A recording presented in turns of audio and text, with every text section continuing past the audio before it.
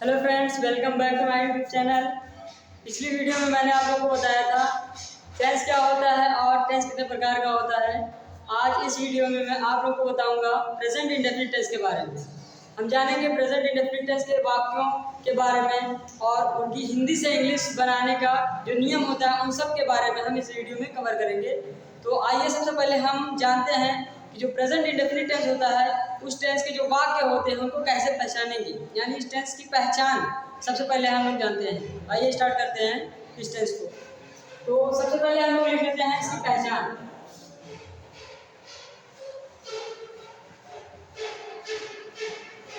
जो present indefinite tense होता है उसके जो भी सेंटेंस होते हैं, वाक्य जो होते हैं, उनके जो लास्ट में ता है, ती है, ते है, ता हूं, ते हो, ये एक्सेट्रा जो शब्द होते हैं वो आते हैं। तो इसको भी हम लिख लेते हैं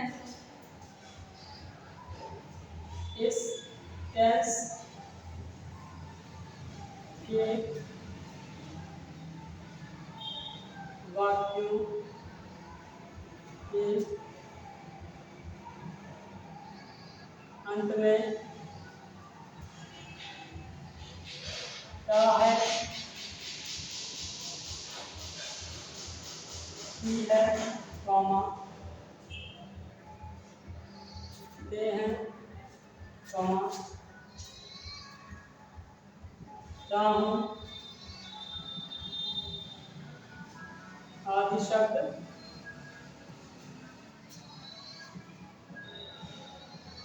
आते हैं। तो ये हो गई प्रेजेंट इंडेफिनिट टेंस की पहचान, यानी जो भी सेंटेंस होंगे उसके लास्ट में क्या आएगा, ता है, ती है, ते है, ता हूं, ये सब अगर शब्द आ रहे हैं तो हम उसको देखकर ही पहचान जाएंगे कि वो जो सेंटेंस है वो प्रेजेंट इंडेफिनिट टेंस का है। अब हम बात करते हैं जो प्रेजेंट इंडेफिनिट टेंस के जो वाक्य होते हैं उनकी हिंदी से इंग्लिश कैसे बनाई जाती है, यानी ट्रांसलेशन की बात करते हैं। तो देखते हैं हिंदी से अंग्रेजी बनाने के नियम।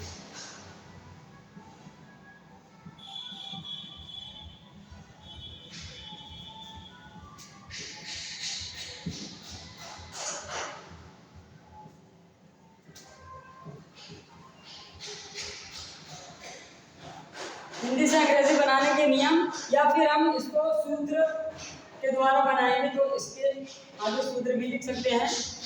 तो इसमें जो भी सेंटेंस हैं अफर्मेटिव, नेगेटिव और इंट्रोगेटिव सेंटेंस, उनकी अलग अलग फार्मूलाज के द्वारा उनका ट्रांसलेशन किया जाएगा।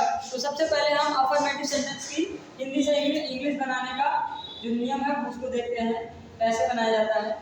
तो अफर्मेटिव सेंटेंस के लिए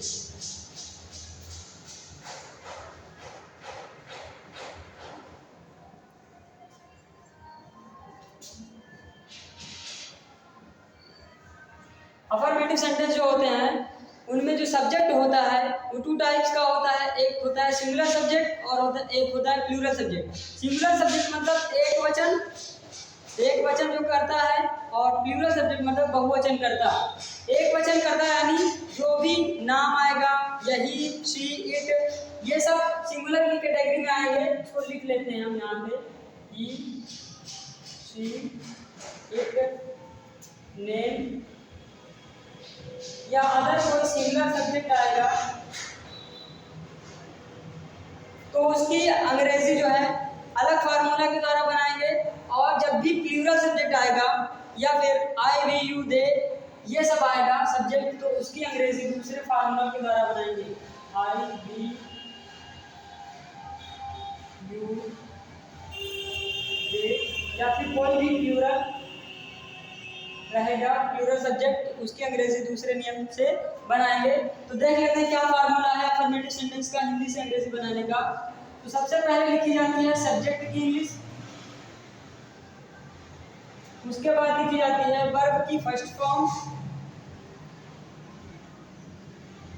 और अगर ये ही, शी, इट या फिर नेम या कोई अदर सिंगुलर सब्जेक्ट है तो उसमें क्या करेंगे, वर्ब की फर्स्ट फॉर्म में एस या ई एस जोड़ देंगे, एस या ई एस ऐड कर देंगे।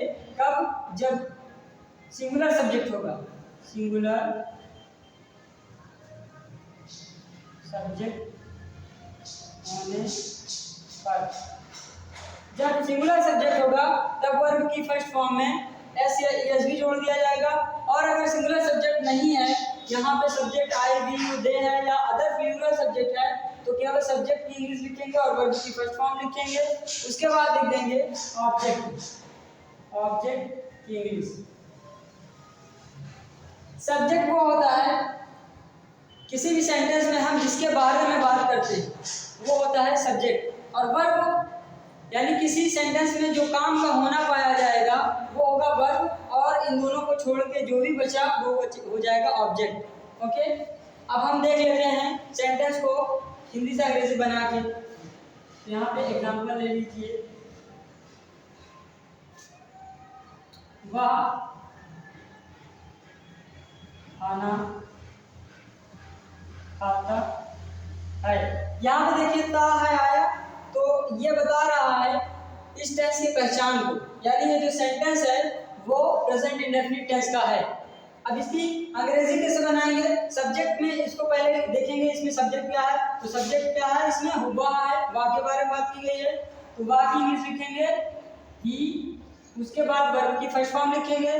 वर्ब इसमें क्या है, काम कौन सा हो रहा है, खाने का, भोजन करने का, तो यहाँ पे हो जाएगा भोजन करना या खाना की होती है ईट। और देखिए यहाँ पे ही आया है, ये देखिए ये सिंगुलर सब्जेक्ट है ये सब, तो हो जाएगा यहाँ पे एस या ई एस में से कोई एक जोड़ देंगे, एस जोड़ दिए इसमें। उसके बाद ऑब्जेक्ट लिखेंगे, तो ऑब्जेक्ट इसमें ये जो भोजन बचा है, खाना बचा है, वो हो जाएगा, तो उसकी इंग्लिश लिख देंगे फूड, फुल स्टॉप। ये हो जाएगा वो खाना खाता है, English he eats the food. दूसरा सेंटेंस हम देख लेते हैं,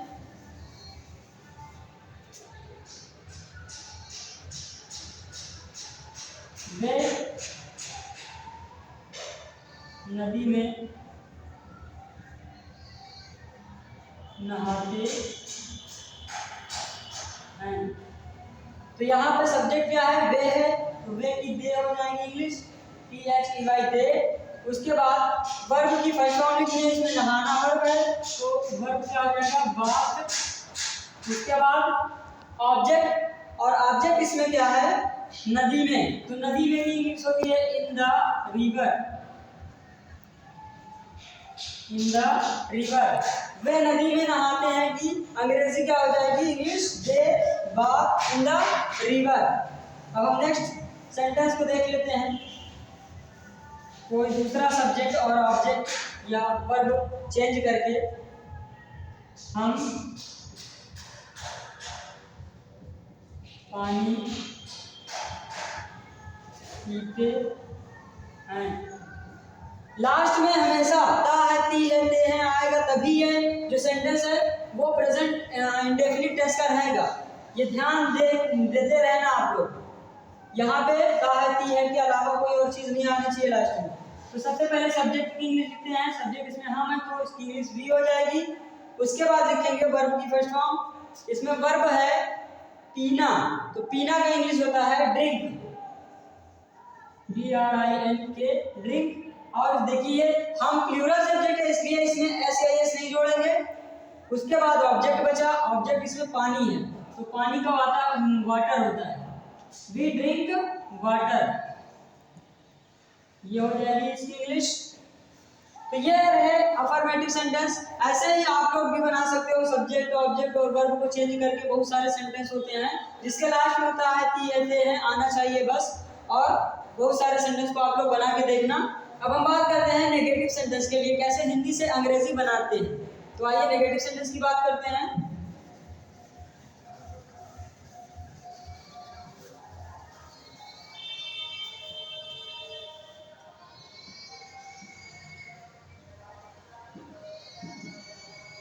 नेगेटिव सेंटेंस वो होता है जिसमें क्या किया जाता है, किसी भी बात को मना किया जाता है यानी नकारा जाता है। उस सेंटेंस में क्या होगा, नहीं वर्ड कंपलसरी रहेगा, उसमें नहीं वर्ड जो नहीं शब्द है वो जरूर रहेगा। तो इसमें क्या हो जाएगा, जो भी सेंटेंस हम बना रहे थे उसमें केवल नहीं जोड़ के वो सेंटेंस बना दो, वो नेगेटिव सेंटेंस हो जाएगा।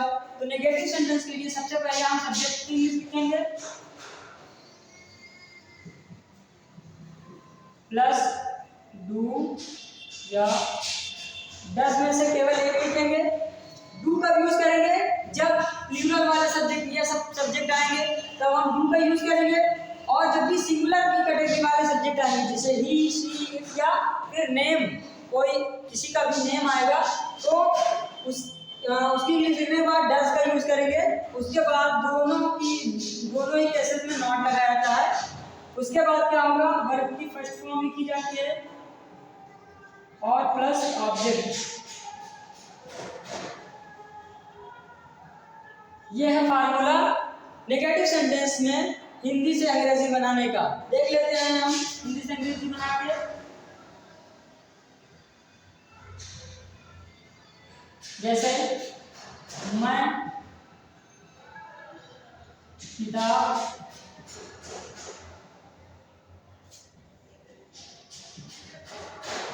नहीं खरीदता। इसमें देखिए नहीं वर्ड जो आ गया है वही इसमें क्या हो रहा है, इस सेंटेंस को बदल दे रहा है, अफर्मेटिव से नेगेटिव सेंटेंस बना दे रहा है। तो इसमें सबसे पहले सब्जेक्ट क्या है? आई है। मैं की होती है आई, तो आई लिख देंगे। उसके बाद डू या डज में से एक चीज लिखेंगे। देखिए यहाँ पे आई है तो आई के साथ डू का यूज करेंगे, आई डू। उसके बाद नॉट लिखेंगे, आई डू नॉट। उसके बाद वर्ब की फर्स्ट फॉर्म, वर्ब इसमें क्या है? खरीदना। तो खरीदना की इंग्लिश होती है बाई, तो बी यू वाई, बाई हो जाएगा। उसके बाद ऑब्जेक्ट की इंग्लिश बची है, तो ऑब्जेक्ट इसमें क्या बचा हुआ है? किताब। तो किताब की इंग्लिश लिख देंगे I do not by the book.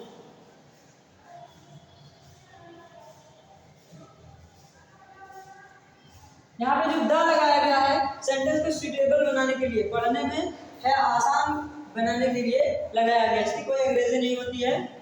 Okay, दूसरा सेंटेंस हम देख लेते हैं।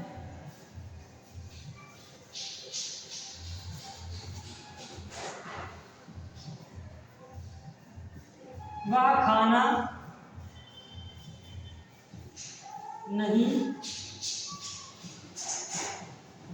पकाती है। वह खाना नहीं पकाती है, ये नेगेटिव सेंटेंस है। इसका सब्जेक्ट पहले क्या हो जाएगा? वह है, तो वह की इंग्लिश होती है शी, क्योंकि यहाँ पे लड़की है, खाना लड़की पकाती है, तो यहाँ पे शी है। शी के बाद क्या लिखेंगे? डू या डज में से एक। यहाँ पे देखिए सिंगुलर सब्जेक्ट है शी, तो इसलिए यहाँ पे यूज करेंगे हम डज, शी डज। उसके बाद नॉट, उसके बाद वर्ब की फर्स्ट फॉर्म लिखेंगे। वर्ब इसमें क्या है?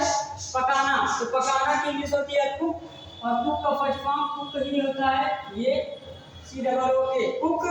और उसके बाद ऑब्जेक्ट की इंग्लिश बची है ऑब्जेक्ट। यहाँ पे ऑब्जेक्ट क्या है? ये वाला खाना यानी भोजन, तो यहाँ पे क्या हो जाएगा? तो भोजन की फूड, द फूड, ये हो गया। ऐसे ही बहुत सारे सेंटेंस को इसी फार्मूले के द्वारा बनाएंगे। तो आप लोग कोशिश करिएगा बनाने की, अपने मन से सेंटेंस को बना के उसके बाद उसकी अंग्रेजी बनाइएगा। अब हम बात करते हैं इंट्रोगेटिव सेंटेंस की। इंट्रोगेटिव सेंटेंस का मतलब होता है प्रश्नवाचक वाक्य। ऐसे वाक्य जिसमें क्या किया जाएगा? किसी से प्रश्न पूछा जाएगा, किसी से प्रश्न किया जाएगा, सवाल किया जाएगा। जैसे तुम क्यों, ऐसे जो प्रश्नवाचक वर्ड होते हैं उसका यूज करके, क्यों, कब, कहाँ, कैसे, है ना, कितना, ये सब यूज अगर उसमें वर्ड सेंटेंस में आ रहे हैं तो वो प्रश्नवाचक वाक्य हो जाएंगे। तो इसमें क्या किया जाएगा? जो भी हेल्पिंग वर्ब डू या डज था उसको सबसे पहले लिख लेंगे, डू या फिर डज की इंग्लिश लिखेंगे। उसके बाद सब्जेक्ट रहेगा प्लस वर्ब की फर्स्ट फॉर्म प्लस ऑब्जेक्ट, और यहाँ पे फुल स्टॉप नहीं, क्वेश्चन मार्क रहेगा। ये हो जाएगा इसका फार्मूला। और अगर क्या हो रहा है उसमें कि क्वेश्चन वर्ड जो बीच में आ रहा है, देखिए जब कोई भी सेंटेंस क्या से स्टार्ट होगा तब ये वाला फार्मूला यूज करेंगे। और अगर वही क्या बीच में आ रहा है या फिर अदर कोई क्वेश्चन वर्ड आ रहा है, जैसे क्यों, कब, कहाँ, कैसे, तो उसकी इंग्लिश इससे भी पहले लिख दी जाएगी यहाँ पे। ओके, तो देख लेते हैं हम सेंटेंस को इंग्लिश बना के।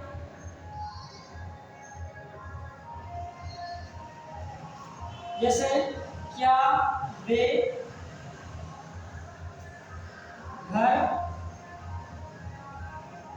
जाते हैं, क्या वे घर जाते हैं। इंग्लिश क्या हो जाएगी, पहले देखिए क्या से स्टार्ट हो रहा है सेंटेंस, इसलिए क्या है इसमें क्या की इंग्लिश नहीं लिखी जाएगी, यहाँ पे स्टार्ट किया जाएगा डू या डज से। यहाँ पे देखिए डू या डज से स्टार्ट है, यहाँ सब्जेक्ट क्या है वे है, तो वे यहाँ पे देखिए प्लूरल में है, इसलिए क्या होगा इसमें डू का यूज करेंगे पहले।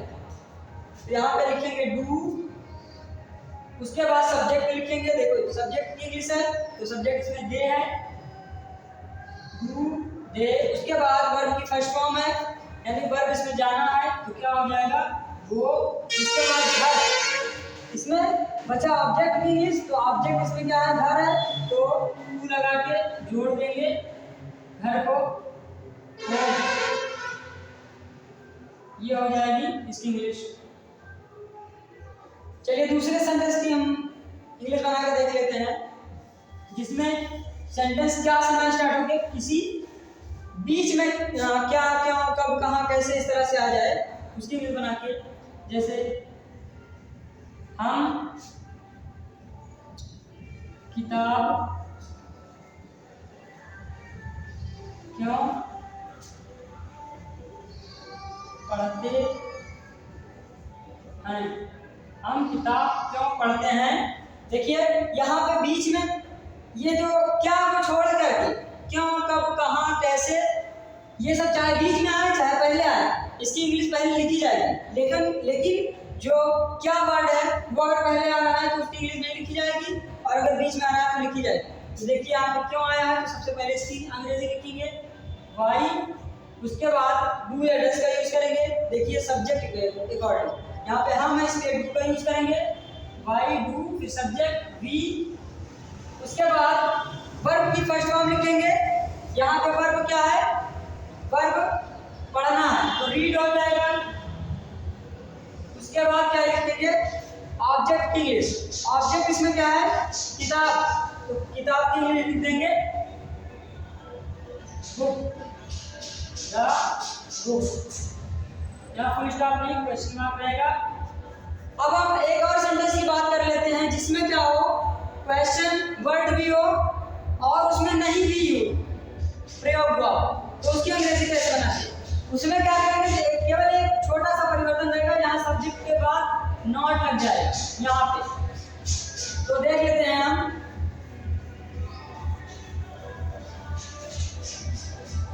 मैं स्कूल, यहाँ मैं यूज करके दूसरा देख लेते हैं, तुम स्कूल कब, ये कभी क्यों नहीं जाते हो, तुम स्कूल क्यों नहीं जाते हो कि इंग्लिश क्या रहेगी। देखिए सबसे पहले क्यों की लिखेंगे वाई, उसके बाद यू, वाई टू यू, फिर उसके बाद not, Y to U not, उसके बाद जाना गो टू स्कूल, ये हो जाएगी इसकी अंग्रेजी। सो मिलते हैं नेक्स्ट वीडियो में। लास्ट तक वीडियो को देखने के लिए आप लोगों का बहुत बहुत धन्यवाद, और अगर वीडियो अच्छी लगी हो तो लाइक शेयर और कमेंट करना ना भूलें। मिलते हैं नेक्स्ट वीडियो में। जय हिंद जय भारत।